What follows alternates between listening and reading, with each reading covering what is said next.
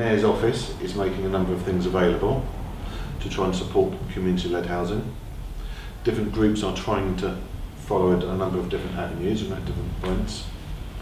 I think what we want to do is to have input from the different people at different stages to provide a bit of a road plan.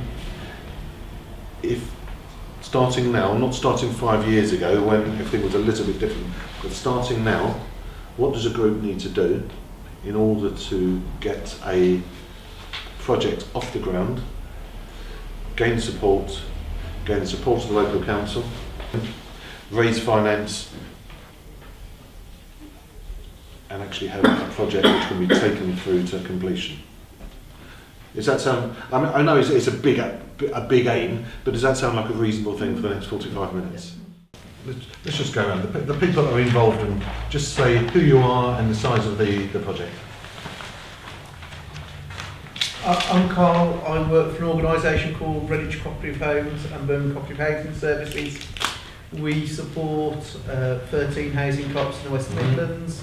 In the last 3 years, we've built over 300 cooperative homes for 3 different housing cooperatives, and developed something that works for us, which is around timber frame housing, where we first of all were building traditionally and weren't getting a very good product building traditionally, then went to Norway and imported some Norwegian houses, and then opened our own factory because we realised we've got the same skills in Britain. Carl's Group is one of the partners that we're sort of keen to work with. In many ways, if you know the Coin Street structure, it started off with in many ways it's a similar structure, except Coin Street stopped developing because they were limited on the land, and they're a slightly different organisation now, whereas Carl's has continued to evolve and develop. Yeah, fantastic. Your group is? London Community Neighbourhood Co-operative. It's we're very ambitious because we're based in North Westminster, and we want to take back. We're hoping to build a sustainable neighbourhood. We've had money from locality to do pre-feasibility studies. So we've got architects. We've identified 4 sites. So we're just making a new website, which is taking forever. So. But we're also hoping to Wetch, Waterton and Elgin.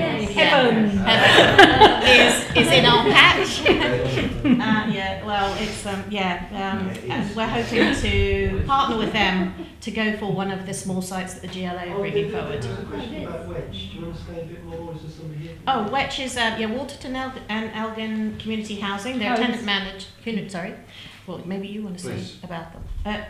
It's a community-owned housing association. They house 900 people. The average rent is £80 a week.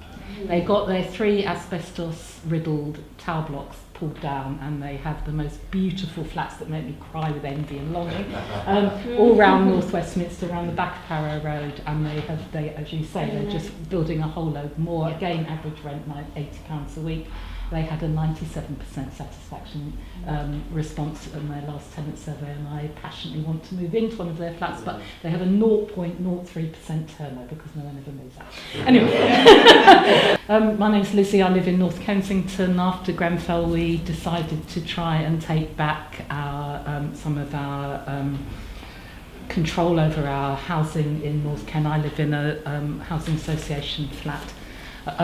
So I've been paid for the last few weeks by our local social council, which is the umbrella body for the voluntary sector, to pull together tenants from right across Kensington and Chelsea. We've got tons of really good sort of anti-establishment campaigns going on in the borough, but very little, until recently, we've had very little hope of actually practically doing an alternative as opposed to just objecting.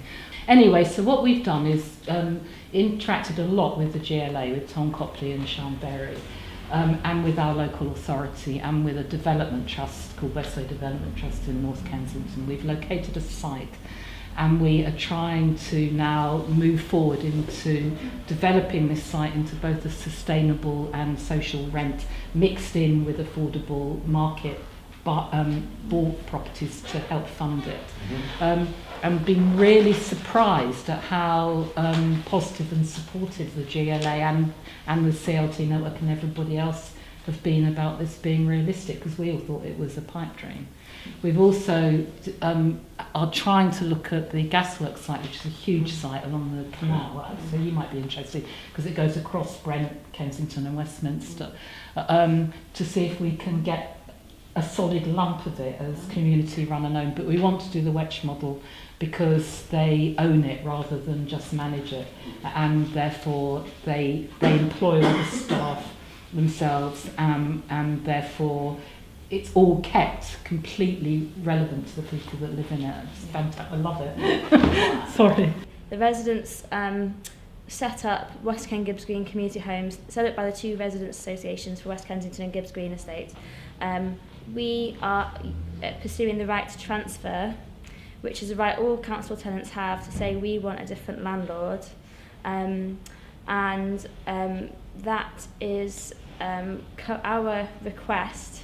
What we're proposing is to be the landlord ourselves. So we want to be a community-led housing association in the manner of Wetch. That request was sent to the council over 2 years ago and referred on to the Secretary of State, and it's been sat on the Secretary of State's desk for 2 years. I mean, communities and local government have got a lot on their plate, but we are kind of sort of eagerly anticipating what will happen, what will come of that. In the meantime, we've been working on the People's Plan, which is we worked with architects and over 100 residents from the estates to come up with proposals to build 250 extra homes in addition to the 760 homes that are here already. So it's just demonstrating that you don't have to demolish the estates to increase housing capacity on the site. And at the same time, if we were to sell 180 of those, we could raise money to make improvements to the estates, which people want to see, and also the remaining 70 could be helped to subsidise for social rent. So that's what we came up with a year ago now, and we've been consulting on it. So we've gone door to door, we've had written feedback from 65% of households on both estates. 90% say they prefer that to demolition. So that's a vast majority of households say they're preferring our proposals to demolition. Part of what we're doing is making sure the residents have a say over the future of their homes, and there are plenty of examples of estates across London that have fought off demolition once, and then 5 years down the line they're having to fight it off again. If you take ownership of the homes, you're still not completely, there's still compulsory purchase, there's still all this, but if you take ownership, you're much more in control, and it's much less likely that you're going to have to fight the same fight twice. There is the GLA database of land. You may find though that your local council knows other bits of land, or you may find other bits of land which you can look at and go, what about that over there? So I would really recommend people walk their area and just have a look and see garages or whatever, and do their own research into land. I think any development has three elements to it really. One is land, one is people, and one is money. And in my experience, developing community-led housing, the people bit is always easy to get. You can always get a cooperative together, or a group of people which will form a cooperative. Anywhere that I've worked, I found that the ones that are the difficult elements of it is then getting those people matched with some land and some money, and there can be a myriad of different solutions according to the need. But one of the things that we need to learn how to do is how to create a circular economy around cooperative development, so that once we develop cooperative housing, build cooperative housing in wherever, it goes on to assist the development of cooperative housing somewhere else, and that's something that we haven't been very good at and haven't been very clever at. The fact is that they've got a number of different models of how they develop, which, to put it very briefly, is that you can get a plot of land and build a new standalone housing co-op, or you can get a plot of land that's near an existing co-op and sort of extend it a bit and either lease it to them or sell it to them, or you can find you've got lots of odd little scraps of land you're offered and you build on each of them and you get a sort of pepper pot system which might then be managed separately, or you would find a local way of actually resolving that.